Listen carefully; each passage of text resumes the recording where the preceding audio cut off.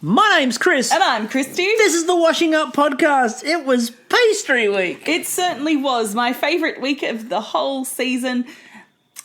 And it ended in drought.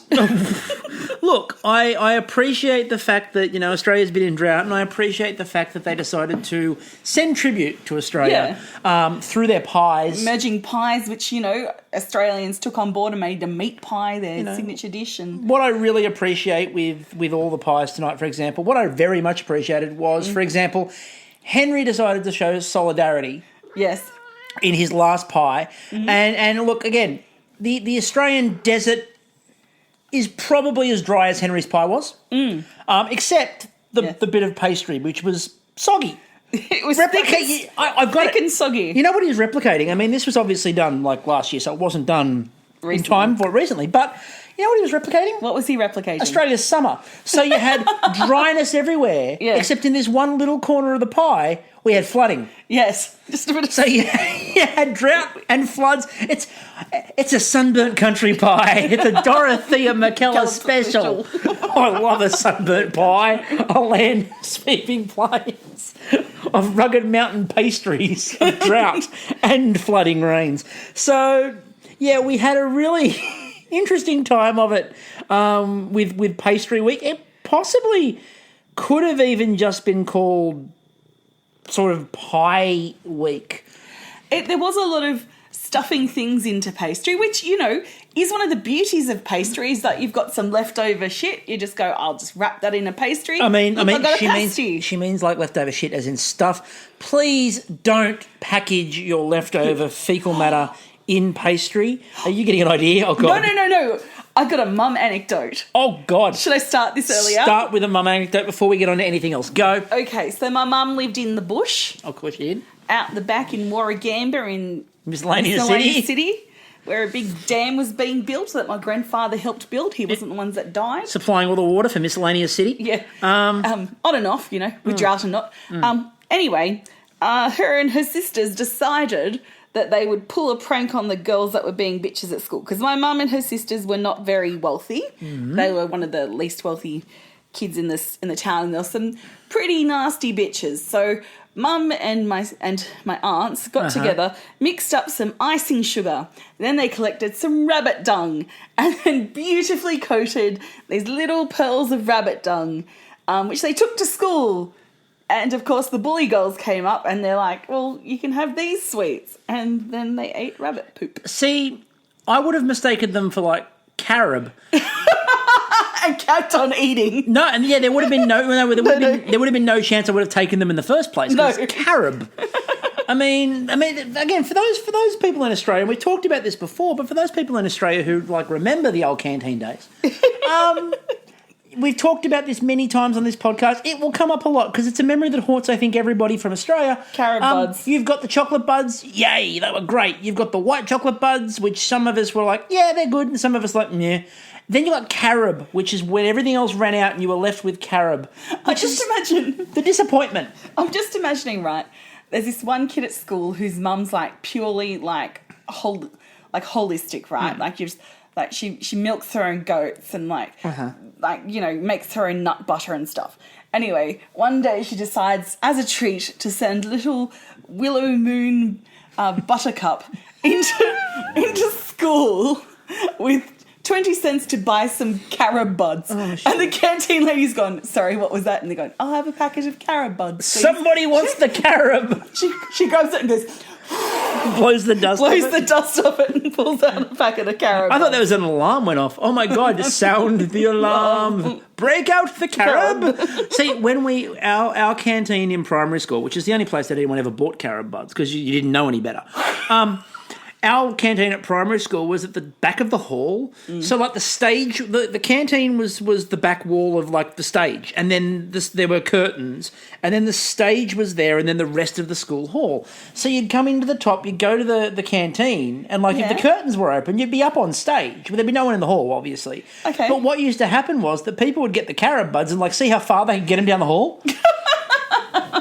So that was the only reason that anyone ever bought carob, or they were out of chocolate, and it was like, well, it's carob or I'm starving, and starving was probably the better option. Buy a Mars bar. Anyway, let's get into pastry week because, enough of our random anecdotes. Enough of carob. Carob's had too much time on this podcast. We've got a bit to talk about, and we're going to start by the pre-credit jokes today. And I liked a couple of things. First of all, Noel's jumper game. Oh, gorgeous. Beyond on point. I want the Cobra jumper. But I just have to say, it's obviously going to be hot. I mean, Paul mentioned later there's going to be a heat wave, and yet poor Noel and Sandy are still in these jumpers and fucking long sleeve shirts. It's just, what the fuck, Britain? Well, I mean, for Sandy, you would assume that with all the short jokes they're doing, it takes a while for the heat to reach her. So just distance from the sun. I mean, I'm sort of, on one hand, I think Noel's been fantastic in this series, and we've talked about that before, and we'll have a bit more of a chat about it later. Noel has been fantastic in this series. I'm kind of thinking, though, the only area they've gotten really lazy in is we're just doing the same Sandy short jokes. Yeah. They're just non-stop, and it's like, we get it. She's short. Let's do something else now. Oh, look, Sandy's short. I mean, Noel's doing some creative stuff with it. There was a bit later on where he did the one where he did okay, Sandy, I'll throw the bag in the air. When the bag lands, you burst out of it and roll into the time call, and he throws the bag in the air. It just smashes into the ground and nothing happens, and Noel steps in and does the time call. That was fun. But, they could probably dial back the jokes by half, and it's just not because I'm, upset by them. It's just repetitive. No. So let's get into the episode. The first challenge. So the first thing they had to do was as Sandy kept on calling it, ta-ta-tan. Ta-ta-tan. Ta-ta-tan. It sounds like you got a bad stutter. Ta-ta-tan. Ta-ta-tan. Now, we've talked about a ta-ta-tan before. I think Canadian did it. Yeah, and I'm sure Maggie Beer's done it. Yeah, Australian. I think it was Canadian. Might have been Australian as well, but I'm sure Canadian did it. Yeah. A ta-ta-tan. So, because I remember Bruno pronouncing ta-ta-tan. So, a ta-ta-tan, which again, it sounds a little bit like a stutter. It sounds a little bit like you're mimicking a World War II sort of dogfight in the skies, like a Spitfire fighting a Messerschmitt, and they're firing the guns. Just strafing along the naval lines. So the ta-ta-tan. 2.5. I'm not going to be able to stop saying ta-ta-tan now. 2.5 hours. But the difference was, normally with a ta-ta-tan, you've got to use apple or pear, and it's apples and pears. It's a vaudeville. It's sweet. It's a vaudeville pie. Apples and pears. However, they wanted a savoury. Rolls off the tongue better than oranges and watermelons. They wanted a savoury ta-ta-tan. So it had to be browned. And they did point out that it was a very warm day and they would need the freezer. For the pastry. Right, so you've got to chill your pastry. Now, they said you could make rough... Put the Netflix in the freezer. Now, they said you could make... They said you could make rough or full. And it's how you make extra pastry, because you just put 2 little clumps of pastry in, you pop the Netflix and chill on you 9 months later. Ta-da! Ta-da! But they said that you could make... They said you can make rough or full puff. Everybody made rough. Everyone's like, fuck you. Everybody went, why the fuck would I do a full pastry when a rough puff is right here and it's much easier? And we got to see things like people obviously grating their butter into... Because, again, that's the smart way to do it. If it's cold, you want to keep the chill, but at the same time you need the butter to break up fast, so grating the butter inside, we've seen that before. Good trick. So we cut to Rosie. So we cut to Rosie, and Rosie was doing shallot, aubergine, and goat's cheese. That was her spiced ta-ta-tan. Now, they talked about the fact that she was going to be adding black garlic, which that came back a little bit. And then Noel came over to ask Rosie about the difference between rough puff and full puff. So Rosie put on this wonderful performance. Yeah, she's explained. She took time out of her bake to explain to Noel. There was miming. Actions. Yeah. I swear there was a song in there. There was a leaflet. I'm quite sure there's a podcast series that she's doing to explain each of them. PowerPoint presentation. Oh, an awareness campaign. Social awareness campaign everywhere. Hashtag rough puff. Yeah. Hashtag know your puffs. Know your puffs, yes. It feels like a different campaign. But then what I love was Rosie finishes all this miming and Noel just looks at her and goes, That's a minute I'll never get back, and turns around and walks away. I thought Noel set Rosie up about 5 or 6 times in this episode beautifully, and she walked into every single one. Like, it was brilliant. Then we cut to Henri. So Henri was topping his one with a seafood salad, and I nearly fell off the chair. I'm topping it with a seafood. Like Prue later on said, you know, if someone had told me what you were doing beforehand, I would have just said to you, don't. But it works, and I'm glad you did. But, like, the idea of topping it with a seafood... Now, we're talking about a proper seafood salad. Yeah. We're not talking like he's gone down to the local supermarket and got one out of a cabinet, or gone to the local fish shop and, like, found, like, one with seafood extender through it. Yeah, it was like crab. It was crab. It was all the actual bits of seafood. Yeah, not flake. Again, and not seafood extender, which is just sadness. Is that the white miscellaneous stuff? Oh, okay, with the red parts on the outside. I don't mind that sometimes. Really? Oh, I get into it a bit with the celery, like that crunch. Because are you into a seafood stick? No, because seafood sticks are largely seafood extender. See, the first time I ever had like a crab claw, you know, like the proper, like the old-fashioned seafood extender, battered and fried. It was a bit of a magical moment. It was back in the day when my extended family actually got along. So I was at my cousin's house, and it was the first time I was allowed to walk out in the community by myself, and it was with my cousin, and it was the first time I can remember seeing a $20 note. Oh. And we were sent down to get like $20 worth of fish and chips to feed everyone. And back in like the 80s, that's like a fucking mega That's a neighbourhood. Like that's the fishmonger going, oh, I don't know if I've got enough like barramundi to, well, not barra, you know, what did they serve back then? Fucking whatever, white bait. I don't know. White bait. What kind of fish is cheap? What fish is cheap? I'm back at white bait. Is mash a bunch of white bait together to make fish shaped and then battered it and deep fried it. Okay, so we went down and there were 6 of us because it was my sister. There was like 6 of us cousins, and we've gone down and we've all had a bag to carry back because there was that much seafood. Oh, like fish and chips, like, and that was the first time because my uncle was like, make sure you get some crab claws. And that was the first time I ever came across the crab claw. Club claw. First time we ever had a club claw. I wasn't allowed to eat one because they were my uncle's. I presume they were like... So I was like, oh, that's just an adult thing. But I would have been happy with what I got. Probably a Pluto pup. See, Henri's... Dad with dog. The topping of Henri's... Bit of battered sav action. Nice. The topping of Henri's... Yeah. Took me back to a simpler time too, when the height of class, and by the way, my mother listens. Hi, Mum. Hey, Glenda. She does listen. The other day, she actually pulled in to pick me up to take me somewhere, and when I got in the car, because I had to go get my car, and she took me there, and I got in the car, and the podcast was playing. So she's and like, what was the comment about us? She's like... Was it something like, oh, you're a couple of loons? It was something along those lines. I can't remember what it was. But it was something vaguely along those lines. But when we were growing up, the height of... the sophistication. Yes. So what you used apart from a Viennetta. No, that was for afters, love. That was for afters. Oh, okay. But what you wanted to do, like, was what you did to entertain. Oh, yes. Was you put down a bed of lettuce. Ooh. And you put some water crackers around. Ooh. Then you broke out the Philadelphia cream cheese, but the sweet chili filly. Ooh. And you put a sweet chili filly upside down. Oh. Then you got a can of crab. And you put it on top, and it was a crab ball. Oh, my God! This was the height of sophistication with seafood sauce then over. And... wow, that seafood sauce is additional. Height of sophistication right there. I would pick at the side of it.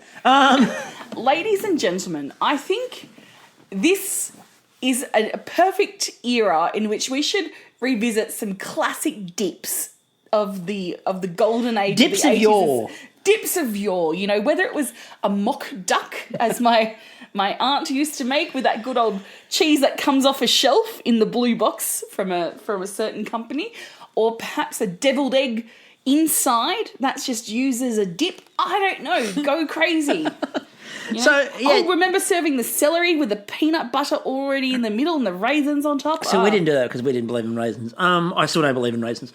So what I also love was when they went back to real. Henry after they got over the seafood They're not salad. like unicorns. They're actually real. After they got over the seafood salad thing, they asked Henry about the fact that he was wearing a tie because it was Henry. And it wasn't like a bow tie. It was a proper tie. It was a pink tie. And they're like, you can loosen that. He's like, I could. Yeah, Paul Holly was like, you can loosen that, And he's like, I could, but I won't.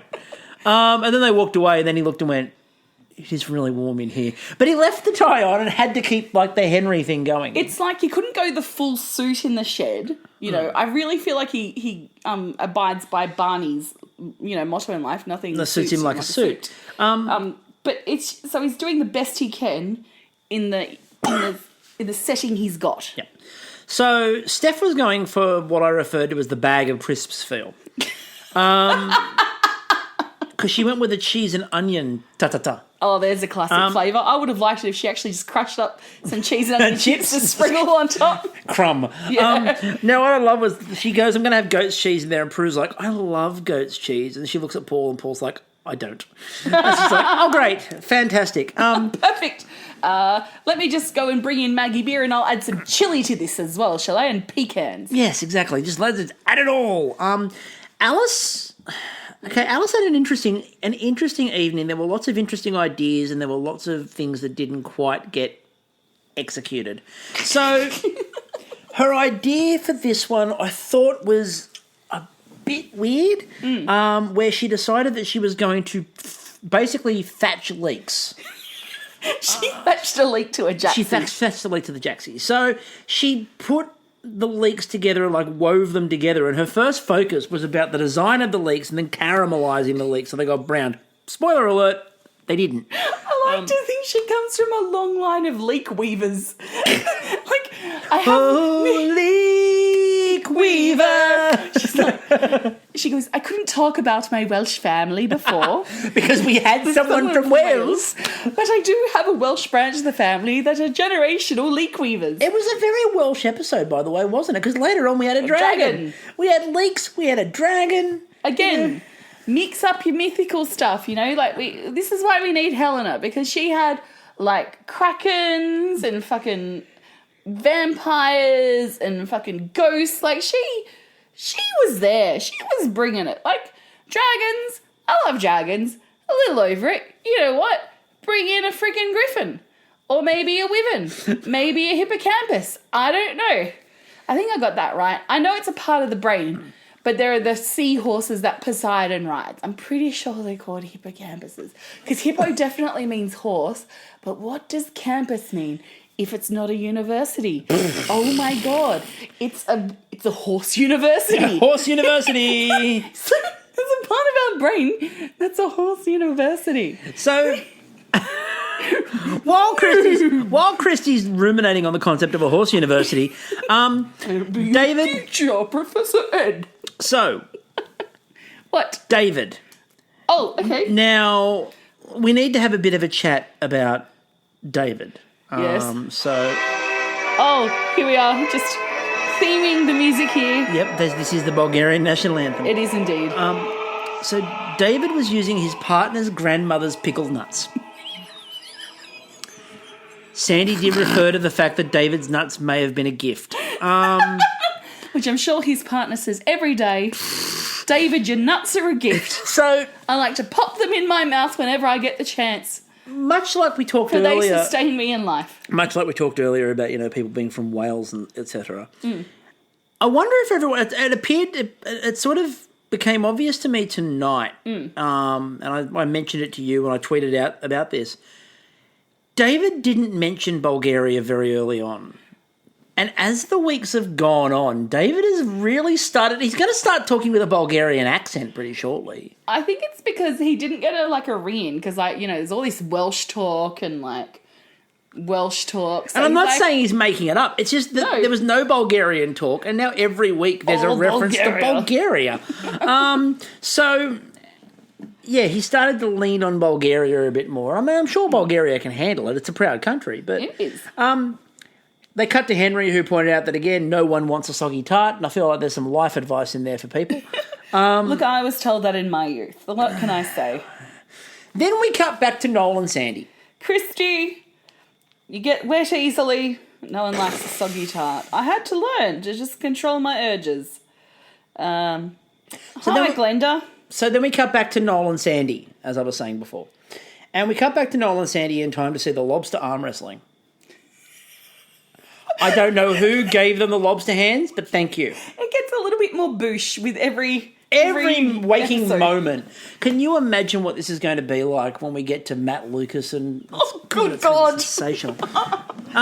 They then come back to Alice's weaving of the leeks, which was going on unabated. Yes. And it looked like, she's like, I'm doing this now. And it looked like it was working, but who the hell knew? You know who I reckon's going to take up leek weaving now? Gabby. Oh, yeah, Hi, sure. Gabby. I know you're going to do it. I can just see you getting into a leek weaving mode. I like the idea that she was basically... Your poor flatmates. I like the idea that Alice was basically starting to plan for like a future. We were watching Grand Designs before, and I like the idea that she was planning for a leek house future. Kevin McLoud comes over to look at the quality of the leek building and construction techniques that she's using. You know, when this project started 17 years ago, people thought young Alice was crazy. Now the leeks have rotted, but the design is eco. It's fully reusable. It melds into the landscape, literally. By the way, just a side note on Grand Designs. Just once in my life, I want to see Kevin McLeod finish one, look at the camera and go, this is shit. Well, They've wasted all their money and time, and this is fucking pointless. Once. Can he just... Surely there's been one they've put on the cutting room floor. They've done like 8 years of Kevin McLeod visiting their house, and at the end he's just like, what the fuck did you do? There's got to be those, or like projects that are scrapped halfway through because like the design person's just gone insane. The Grand Designs outtake file must be amazing. Kevin McLeod chastising someone because they built a 2-up, 2-down bungalow in the middle of like... That looks like an upside-down pyramid. Exactly. So, where's the door? Oh, fuck, we forgot something. Whoops.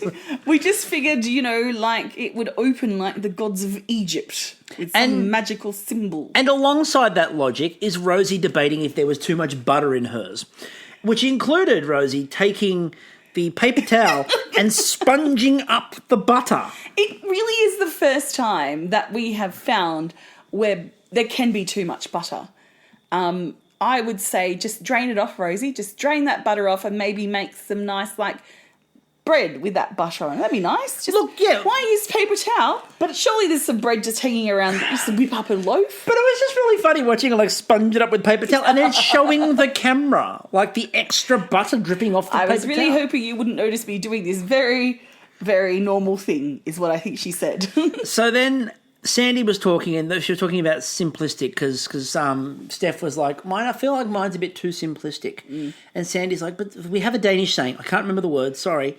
So come on the podcast, Sandy, you can tell us. But she goes, it's about simple. And she goes, we have a word, like it's simple but effective. She goes, I like simple. I mean, I'm simple, but not like Noel. That's a whole other level. Cut to Noel with the lobster hand on. Trying to make a phone call in what he referred to as his Salvador Dali phone.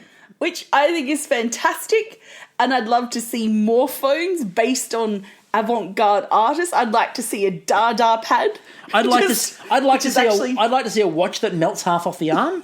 That could be fantastic. But imagine, you've ordered your Dada pad. You don't know what you're going to get. You open the box and there is a half-frozen chicken with semen falling out of it. You still don't know what you got. Yeah. No. Exactly. That actually relates back to something. Okay, but can I just... on behalf of the audience, I'm terrified when you said a half-frozen chicken with semen coming out of it, and then you're like, that relates back to something. Go on. Ladies and gentlemen, I'd like to present to you the reason why Dada was taken off the New South Wales curriculum for drama. Cut to Newtown High School, late 90s. An old friend of mine was in Year 12, and her delightful drama group from a performing arts high school really embraced Dada to the fullest, including one young man who came on stage naked with a frozen chicken, proceeded to stuff that chicken in the most intimate way possible, flinging semen into the audience. And there you have it, folks. the reason my data was taken off the HSC curriculum in the late 90s.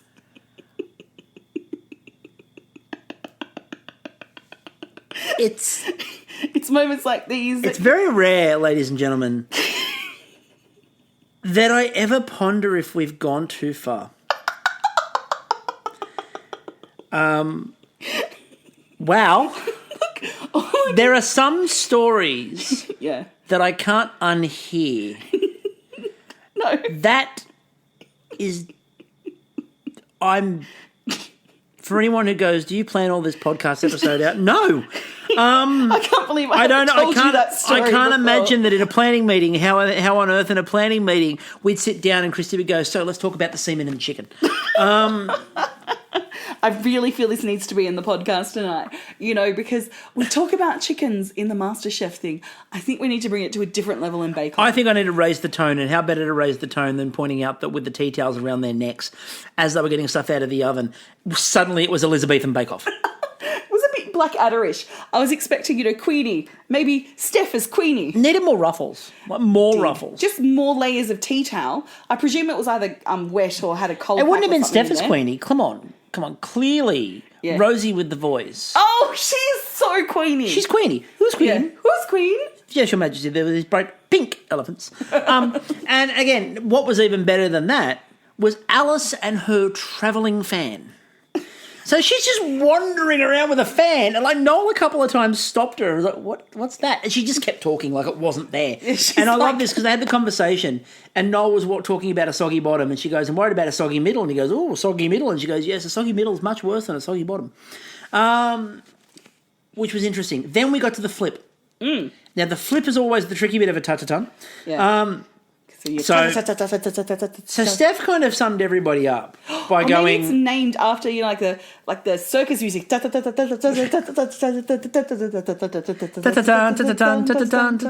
Anyway, Steph was like, it's not horrific, which kind of summed everybody up. It wasn't horrific. And then Henry, with a great line, he looked at it and he goes, "There's sog, but little can be done about that now." I mean, it's a veritable swamp of a tan. Less tart, more swamp. I believe that it was then taken on board as part of the new Star Wars movie to be the new Dagobah system. It was that swampy. So the judging, Henry, Green Yoda running through. Henry, they love the crab. The layers and the sides were quite good. They said they needed more caramelisation on the top though. Nice colour, nice lamination. Flavours were delicious. David, they said the layers look good, the burnt bits not as much. And this was where there was a great argument with David going, no, they're purple carrots. They did also try to argue that they were still burnt anyway. There was a bit of a disagreement there. Nice flaky base, but very dry. And Prue pointed out that it needed the sauce to make it work, but that it shouldn't be saved by the sauce because it has to stand on its own without the sauce. No. Nice flavour, but too dry. And we'll come back to that because he clearly wasn't happy about Paul not trying the sauce. Why didn't you try my sauce? Alice, Prue... The secret, it was in the sauce. Prue really loved the lattice idea, but it wasn't caramelised at all. Nice colour underneath. Soggy. Nice colour underneath, slightly soggy. The honey and the butter mixture inside worked really well, but Paul said that the mix was a bit too wet. I kind of feel like having the leeks there was a bad idea because the leeks would have kept moisture. Yeah. Like, again, pastry takes a bit of that out. The leeks would have kept the moisture in there and made it more soggy. If only she'd watched a bit of MasterChef and grabbed out a hibachi grill and just, charred some leek, because that's all in. We'll have a talk about that in a minute. Bit of charred leek dust across it. We'll have a talk about that shortly. All right. So, and Steph, not sure of the goat cheese. Stay tuned for more hibachi talk. We weren't sure of the goat cheese presentation because basically she just put, wheels of goat's cheese on top of it. Wheels of goat's cheese. Not thick. They said the flavour was really thin. They said the flavour, however, was absolutely lovely. They said the caramelisation was great. It was quite obvious that one thing that Steph does, Steph knows flavours. Mm-hmm. And they said the flavour balance was beautiful. Paul still wasn't sure about just putting the goat's cheese on top of it, but it's like the flavours are amazing. So her flavour balance is really good. Yeah. At this point, I quickly need to go through the drinking game. Woo! Yeah. Hollywood handshake. We didn't get one. I thought we got close a couple of times. Didn't happen. Noel distracts a baker. Well, we didn't get Noel distracting bakers unless you count like Rosie every 2.5 seconds. We did, however, get Noel comforting a baker. We'll talk about that in a minute. Pastry was too crumbly. Yeah, that happened a few times. You should have been drinking. Someone suggests their pie filling is unusual. No, someone just suggested their pie top was unusual in the leaks. Conversation about laminating pastry. Yes, lots of that in the first challenge. Whole minute of it. Disaster of construction. We'll talk about that in the last challenge, but definitely in the technical there was bunches of disasters in construction. People are just hammered by that one square. Baker helped another baker. Didn't really happen tonight. Innuendos, not as many. Oh, yeah, there were the ones about David and his nuts. No one has heard of a bake. We're about to come to that point. And not to mention vertical pies. Yeah, we're about to come to that point. So we then got into the last part of the judging there, which I almost forgot was Rosie. Black garlic is where the colour comes from. Paul was like, partly, it's actually burnt. And this time it was. Because when they looked at it and they're like, oh, the black garlic's where the colour comes from. And I'm like, no, it looks charred. And Paul went, no, that's burnt. They said it was a bit wet and soggy underneath. Rosie admits that she put double the butter in by accident. That might have had something to do with it. Sandy described the bottom as like a membrane. But then Rosie looked at everyone confused, going, it's never happened before, I don't know why. You admitted you put double the butter in it. Yeah. I wonder why it went soggy. Now, Henry goes, I didn't expect it to go so well, which was cool. David, I said, goes, the sauces were there to make it not so dry. Paul didn't want to taste those. But anyway, I'm like, ooh, fight. David, it was a tartatan. It's a pastry week, not a sauce week. Hang on, what was it? What was it? Tartatan. Tartatan, thank you. Sorry.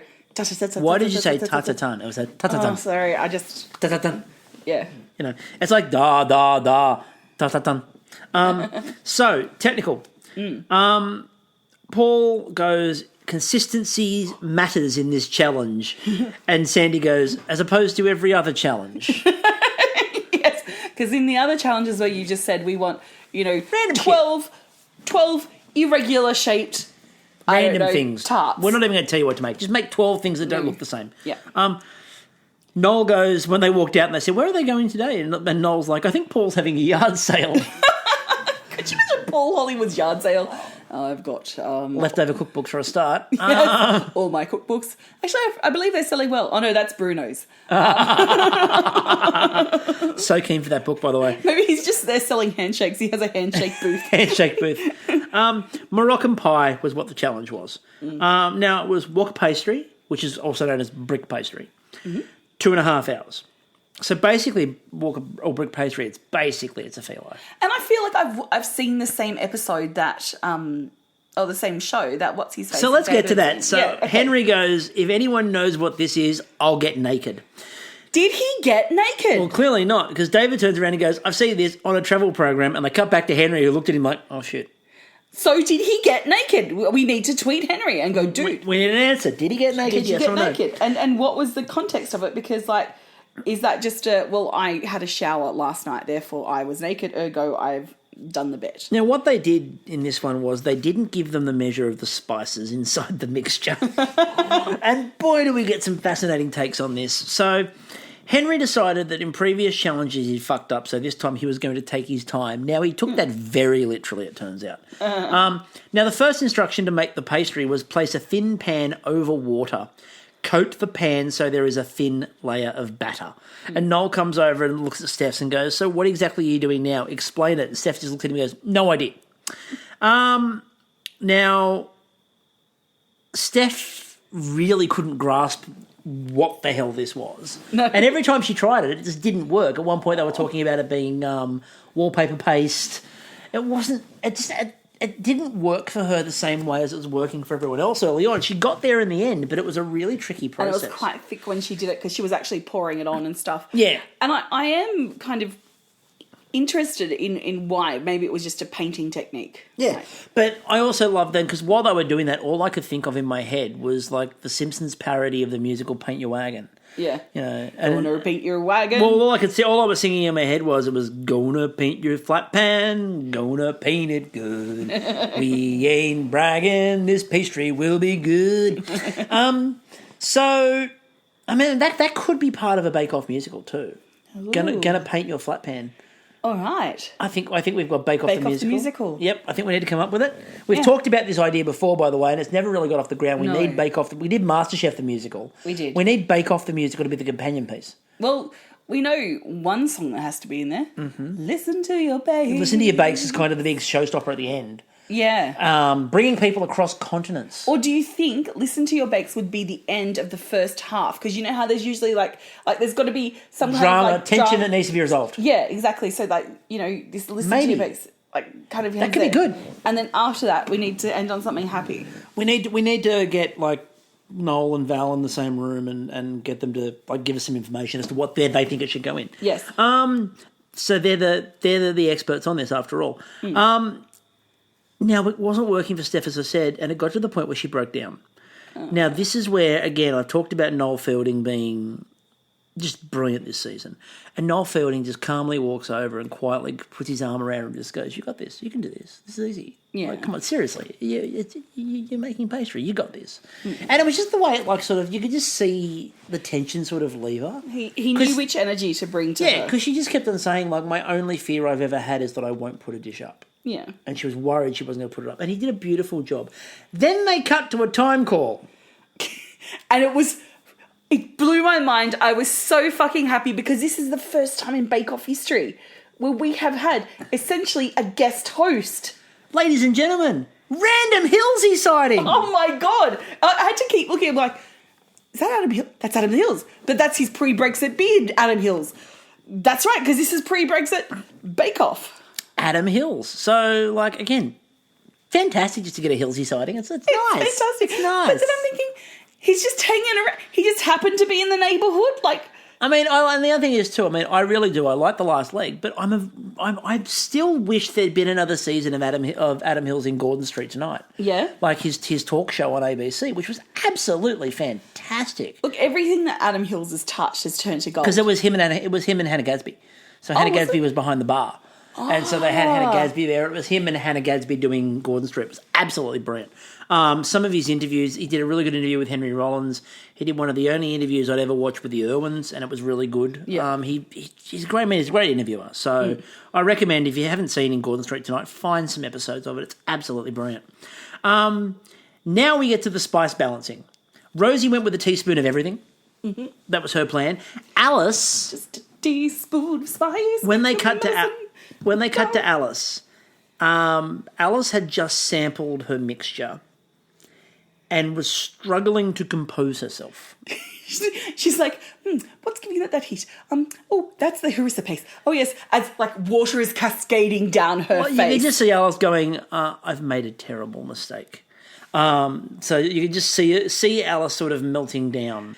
And then on top of all that, then they cut back to Henry, who's referring to the pastry as the White Walkers. Which I think is very apt. It was kind of very apt. They're kind of falling apart and, not holding together very well, but soldiering on nonetheless. Winter is indeed coming. As is Moroccan pie. As is Moroccan pie. Well, in some cases, not in all the cases. So they then cut back to Sandy, who turns around to Steph and goes, that's a sheet. You know what? You're making sheet pastry. And then Get it, Sandy. Yeah, then they cut back to Noel, who was watching Henry while he paints. Yeah. And everyone else was at the point now of they were starting to put the mixture together. Mm-hmm. And Henry's still painting the pan, and Noel comes over and goes, "You can't still be doing that. The time for this is past. The time of putting that into the pastry and folding it. We are there." Then while they were waiting for them all, they put them all in the oven, how the fuck did the lime get introduced?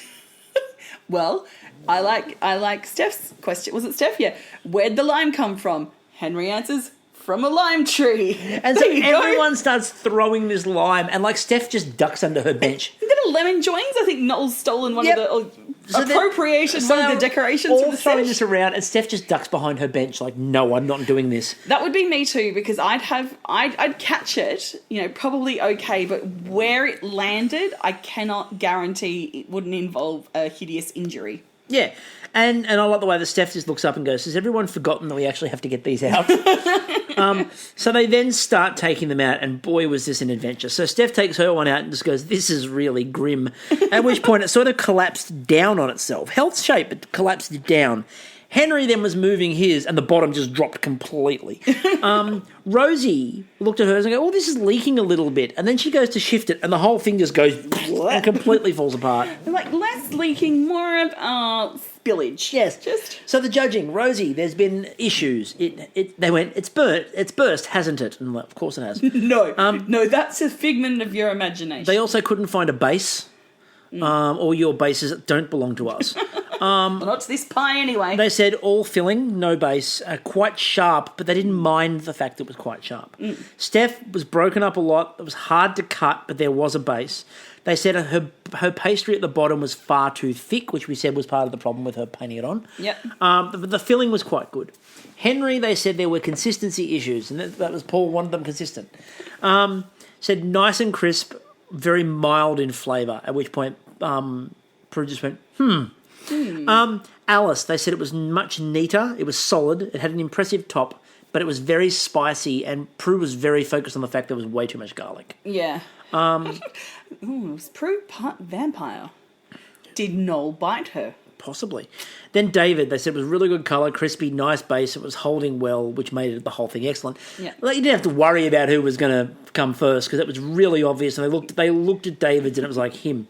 So David's first, Rosie's second. Which is a bloody surprise. Alice third. I thought Alice should have been second. Rosie looked shocked. Steph was fourth, and Henry was fifth. This took us towards the showstopper, and they cut to Henry, who goes, I'm feeling a bit like Jesus on the Thursday. Waiting for the crucifixion. That's one of the best examples I think I've ever heard. No, I'm just waiting for what's his facey to be standing out the front of the tent. Hello, crucifixion? Yes. One cross each. So at this point, they cut back down and they do the whole, we don't really know what's going on here. And Paul Hollywood basically says, well, both these challenges flip completely, so they're totally useless and we're going on the showstopper alone. Thanks, Paul. These two... Nothing like making the first 3/4 of the program we just watched feel like they're completely not necessary. The first two were basically cancelling each other out. It's like... You're waiting for someone to come in like Homer and go, I think there's a little issue with the swimsuit competition. So the showstopper was a vertical pie. Much to Sandy's delight. Yes, and she went as opposed to the horizontal ones. Like, well, actually, most pies are horizontal. Yes. Large base supporting at least 2 other pies. So you needed 3 pies. Well, at least 3 pies. We'll talk about Rosie in a moment. Yep. Any filling and any pastry that you chose to do. Yep. So Steph, they cut to Steph, who goes, pie really isn't my thing. Cool. Now you're telling us. Yep. 3/4 of the way through this week, you're like, I'm not big on pies. But she started out by saying pastry's not really my thing. Yeah, so, and she's like, pie, not my thing. Pie by extension, that includes a pie. Yes. Now, Prue decided this was a crazy idea. Not that crazy. No, we've had it in Australian Bake Off as a showstopper in season 3. We're going to have a bit of a chat about that a bit later, because there was a moment where I flashed back. And we all know where I flashed to. That sounded weird. Anyway, Alice was making pastry... But who did you flash to? Alice was making a pastry tree trunk. Ooh. Like, it was a very thick tree trunk, and we'll come to that in a moment shortly. With a pie tree house and a swing. I'm down for that. I was ready to live in that pie house. I really felt that it would have... Her and Liam really need to get together and just make a little transatlantic... Pie village? Like whimsical village. That Alice... and Helena and Jude and Liam just all get together to create a little fantasy world made of pastry and cakes. Yeah. And we all get to visit. So, outside of your fantasy world. Delicious fantasy world. Alice made hers out of short crust. Paul noted that because it was short crust and the way short crust works, it needed to be really thick. Now, she took that to heart, as we heard in the judging. Yeah. Sandy then noted, of course, because it was the night of talking about short Sandy, I could live in that. She could. It was a perfect little... It was like a mansion for Sandy. Now, David was making his Whitby fish pie. Short crust. Now, here's the question with David. No lid. And here's the thing, right? You could get away if it had a potato top because it's got some form of lid. So Paul Hollywood said, well, is there a reason? And David's like, no. And so Paul looks at him and goes, now, David, what makes it pie? And basically what David said was a lid. But then he wasn't putting a lid on it. So basically it's a flan or a tart or a quiche, regardless, depending on if you put eggs in there. But again, it's some form of tart or flan. It's not a pie. But then technically, is pie like an umbrella term for any pastry? Because we're very distinct. Like when you go, I'm having a pastizzi, you know, like that's not a pasty. That's different. And when you're having a pie, you know that's different to a sausage roll. And when you're having a sausage roll, well, you know a roll's a roll and a toll's a toll. So a pie is a baked... And it's a long way to the shop for it. A pie is a baked dish, which is usually made of pastry dough casing that contains a filling of various sweet or savoury ingredients. But when you look at pies, you will not find a photo of any of the pies which do not have some form of, at the very least, lattice work. Exactly, like just some like thin lattice and work. Ironically enough, when it got to the judging, they pointed out the fact that if David had had a top on the pie, pies would have actually worked. Yeah. So everyone else in the tent was using a hot water crust pastry. Mm-hmm. So Steph was making a curry carousel. Because, you know... With painted pastry horses. It's the curry carousel with painted pastry horses sounds like it's a children's book. Hello, children, and welcome to my book about the curry carousel. With painted pastry horses. So Rosie was... It sounds like it's going to be in the fantasy land. You can go ride on it and then have, like, lunch... during the carousel. So Rosie was also making curry, and she promised it was mild because she goes, my husband doesn't like anything spicy, and he was okay with it. And at this point, she talked about she was making a roasted vegetable and camembert dragon, and I got really excited, but then I got suddenly distracted. She was making 9 pies. 9 pies. Look, it's not 3 squared. It was just 9 pies. 3 pies, Rosie. Just 3. Just wow. I mean, look, I got with the idea of what she was doing. She was trying to build a tower and stuff for the dragon to sit on. But the problem is, if you're making 9 pies, the problem is then that the quality's probably going to dip because you've got to do it in the time frame. And the quality sort of did dip. Yeah, absolutely. Like, they were very dry. And we saw other people actually creating like structures for their pies to hold them together. Like, unlike the Australian, where it was you have to stack these, the bakers were encouraged to actually create tiers and structures for the pies. So they were talking about the idea. So they went, "Have you made this before?" She's like, "Yes." And he went, "Have you made all 9 pies?" And she's like, 9. "Yes." And like, "Have you made them to time?" And she's like, 9. Yes. And you can clearly know she hadn't. Yeah. And Paul just looks at her and goes, mm-hmm, and walked away. At that point, they cut back to Henry, who they walked over and they looked at his pies and they go, "This is savoury." And Henry goes, "This is pretty savoury." Then there was, for me, what was possibly the moment of the evening. So he was making a pie there was ham and chorizo involved. Yeah. And he had a big pile of ham there. And the 3 of them walk up to the benches. And you've got Sandy on one side, Prue in the middle, and Paul on the far side. And Paul starts stealing ham. He's a bit peckish. And Sandy starts stealing ham. And then Paul and Sandy start passing ham back and forward around Prue, who keeps slapping their hands going, "Stop it, stop it, stop it, focus, stop stealing it." And she's trying to stop them from stealing the ham. And they're just like flogging Henry's ham. And Henry's like, "That's fine, I've got plenty of it." But just like the rate at which Paul and Sandy are like passing it behind the back and under and like Prue's like slapping hands down. It was fantastic. They really hammed that up. Oh. No. Yeah. Now, David then talked about Whitby, and so Sandy asked him, was that a Whitby fish? He said, not actually from Whitby. And then they were talking about life in Whitby growing up, and he goes, a social life. Oh, there's not much of a social life. He goes, what about the clubs? And David goes, they didn't really have the clubs that I was keen to go to. And Sandy's like, no, I can imagine our sort of clubs wouldn't have been there, would they? He's like, no, our sort of clubs definitely weren't. Now then, they cut to Henry again, who's standing there, and Paul is doing his usual. So he's standing at the edge of the bench, death staring. And Henry turns around and goes, do you like pie? You like meaty pies? Meaty pies? You like meat? Lots of meat in the pie, Paul? Paul, do you like meaty pies? Meaty? And Paul's just staring. And it's this battle of the wills. So Henry's working and at the same time just verbaling Paul about meaty pies. And Paul walks off and he looks at the camera and goes, it's in the eyes. He's like a shark. So one of the reasons I love a pie challenge, we got to talk about the phrase structural integrity. Yes. And you can't talk about pies and you can't talk about structural integrity. Fee. So this is where I did my flashback. Again, for those who aren't aware, and by now if you listen to this podcast, you should be aware, the infamous episode of The Great Australian Bake Off where the wonderful and amazing Fee Newen became the sweary canary, taking her pies out of the oven. Pie goes flying off the tray and breaks through the oven, and you just hear swearing coming from her bench. You don't see it first. No. You hear it. Yeah. You hear it because she hadn't called over for the cameraman yet. No. So as she takes it out and opens it up, and you just hear, oh, fuck.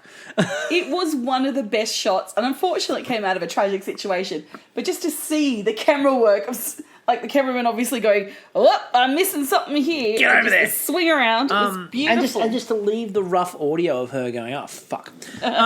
So Noel and Rosie, they cut back to, and their act sort of went back on the road when she learnt that the Camembert dragon was called Bert.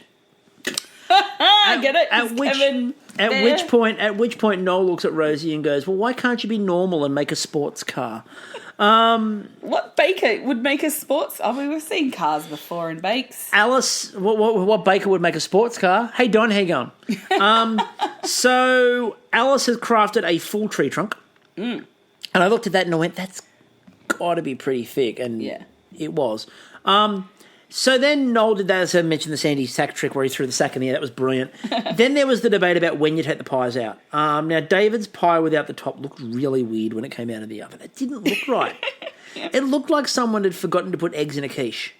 So you've got, like, all the ingredients. You've got, like, maybe there's some spinach and you've got all these vegetables and stuff. And you're looking at it going, I forgot something. What did I leave out? Why do I have 100 eggs sitting on the side of my... Oh, that's what I'm missing. There we go. So then we had Noel and Henry trying to extricate his pies out of the tin, which is always the trick. So they've got jars and they've got all sorts of things. Henry had obviously had a glass of cola-flavoured beverage. And he hadn't finished said glass of cola-flavoured beverage. And he used his half-drunk cola-flavoured beverage to get the pie out of the tin. It seemed a bit weird. It was a bit home baker, because it's the kind of shit you'd do at home if you're baking. You know, you've got your I presume it's not cola, it's more like a glass of vino or something. You just, this'll do. If your Maggie beer is Verges. So we then got to the construction, and basically all I can say about the construction is, look, really, Alice's looked very stable. We found out why later on. Steph's looked stable, and the rest of them looked like they could fall at any particular moment. And I was worried with some of them looking so dry that, you know those powder puff mushrooms when you're a kid and you'd like touch them and they just disintegrate? Yes. I was really worried that we'd find out that some of these like pies were just husks. Yep. Like those vampires, like in Buffy, you know, you put a stake through them and gone. So we got to Rosie's and they cut it. Sure enough, Rosie's went to dust. Rosie's did a Buffy. Rosie's did a Buffy. They staked it and her pies just turned to complete dust. And then we got a Paul Hollywood phrase that I never thought I'd hear. I want to look inside the dragon. But with his eyes, you think he already has. Like, he has got a penetrating gaze. He does. He would totally stare down a dragon. He would. So they said it was very dry too inside the dragon. Poor Bert. Idea was excellent, but the texture was completely wrong. Alice's, they said the trunk of the tree was well done. The swing was exceptional. The pastry, unfortunately, was as tough as old boots, according to Paul. Prue didn't say it was that bad, but she said it wasn't good. He said that clearly she'd overworked the pastry. And also then, as a result of overworking the pastry and having such thick pastry, way too dry. She just got into too much Missy. You know, she was there like, work it, let me work it. I'm going to sit it down, flip it and reverse it. Pastry. Beautiful work. Yep. David's was intricate and interesting. Yes. The design was good. However, Paul hated the exposed vegetable. Pastry was also a bit blonde. Now, this was part of the problem. So, how do you manage to not have a top and yet the pastry on the bottom was under, not over? But the inside was very salty and dry because, first of all, you've got seafood, but secondly, there's no lid. No, not Noel. Fucking.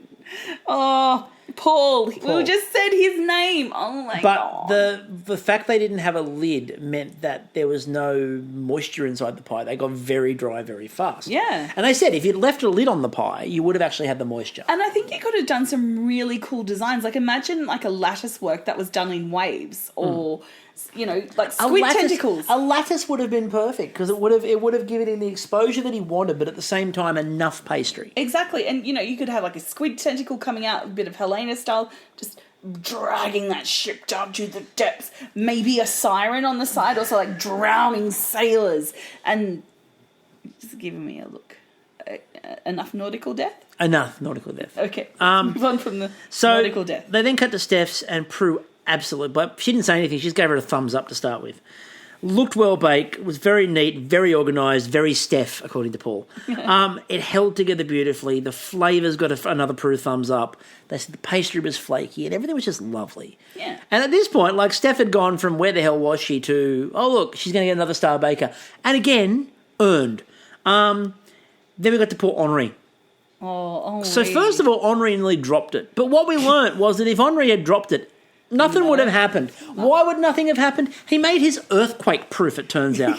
So the first thing they said was, you've just stacked them. There's no layering. There's nothing. You've just put a pie on top of a pie on top of a pie. And he essentially put sandwich fillings just layered on top of each other and just encased them in pastry. And then put some dry leaves on them. And he said, don't do dry leaves. So when they cut it open, they were so thick that half of the pastry was raw. And you can just see it was huge amounts of pastry. The filling was then ultra dry because the meat that he used was far too lean. I don't know how you managed to use chorizo and managed to use the lean one, but here we are. Moisture. He also then he had a little vent in his pies when he put them in the oven, and he goes, I've seen people do this and I've been told that you should probably do this. Well, the problem was because he used a lean meat, the moisture left through the vents. And as a result, as they said, he let all of his moisture out. So everything was really dry and heavy. And they said that the sweet pie that he had on the bottom tasted too much like mince pie. And Henry goes, do you like Christmas, Paul? And Paul doesn't break. He just goes, humbug. So at that point, they went off to do their judging. And at that point with the judging, we found out that Steph had managed to win the showstopper. And because it all came down to the showstopper, Steph was star baker again. Henri, unfortunately... Henri got the ennui. He did a really good job in the signature. His technical was last, and his pie at the end didn't work. So we saw the end of Henri. Disappointing to see the end of Henri. I mean... He's fun in the shed, and I think Steph will be missing him terribly because he seemed to be a big support for her. Yeah, so... I mean, that was your pastry week. I think pastry week was quite a good week. Again, we needed another good week, and we have another good week. So that's good. That's 2 in a row. Before we finish up, we'll finish up in a second. Just quickly to remind everybody, MasterChef is coming back. Yes, and we're actually getting the singer of the song in it. Well, you wouldn't know if you're British because apparently Katy Perry's... Yeah, they're not in that. But Katy Perry will actually be a guest judge this year. Gordon Ramsay, they've announced, is in the guest judge for the first week. That's fantastic. Good to start with Gordon. Obviously, I said I'm really looking forward to seeing the 3 new judges do their thing. Yeah, Melissa Leong, I'm really in particular, but Andy's really good, and they're all brilliant. Yeah. So I'm looking forward to all of that. So once the Great British Bake Off finishes, we've got 2 weeks left of the Great British Bake Off. And so the 2 weeks that we have left of the Great British Bake Off will take us all the way through to MasterChef. And then we go on to MasterChef, and there will be a couple of nights, probably a week of MasterChef, so you're not getting a break from us anytime soon. So I hope you're looking forward to all that, because we certainly are. We like doing this, and we like getting feedback from you guys. Thank you again for all your feedback. Thank you again for all those people who've listened. Thank you to the people who also sort of reached out post us saying, unfortunately, we can't do Comedy Festival. Yeah. And we're really good about that. And as I said, we've got some plans, so just keep tuned. You never know what we're going to be doing. Probably getting naked and running around the streets or on our balcony. On our balcony only, we're not leaving the house. But Yeah. until next week, I'm still Chris. And I'm still Kristie. We'll catch you all later. Help! I'm Sandy, trapped in a drawer.